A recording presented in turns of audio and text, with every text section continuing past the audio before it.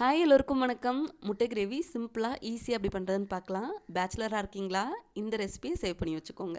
ஒரு பேனில் ஒரு குழிக்கரண்டி எண்ணெய் ஊற்றிக்கோங்க. அதில் ஹோல் ஸ்பைசஸ் பிரிஞ்சி இலை, பட்டை, கிராம்பு, ஏலக்காய், சோம்பு அது நல்லா பொரிஞ்சதுக்கப்புறம் 2 பெரிய வெங்காயம் அது நல்லா ஸ்லைஸாக கட் பண்ணி அதையும் நல்லா வதக்கிக்கோங்க.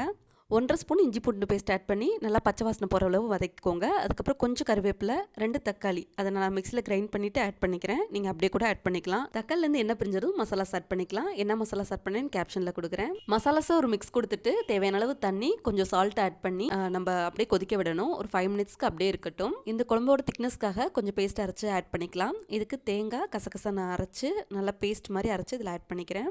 இந்த ஸ்டேஜில் 4 முட்டையை உடச்சி நான் அதில் ஆட் பண்ணிக்கிறேன். ஒரு லிட் போட்டு க்ளோஸ் பண்ணிவிட்டு அகைன் நம்ம ஒரு 10 மினிட்ஸ்க்கு அப்புறம் ஓப்பன் பண்ணோன்னா முட்டை அடிப்பாக வெந்திருக்கும். மேலே நம்ம திருப்பி போட்டுட்டு அகைன் 10 மினிட்ஸ் மூடி வச்சு ஓப்பன் பண்ணோம் அப்படின்னா முட்டை gravy ready. Chapati, dosa, rice எல்லாத்துக்குமே நல்லாயிருக்கும். ட்ரை பண்ணி பாருங்கள். பாய்.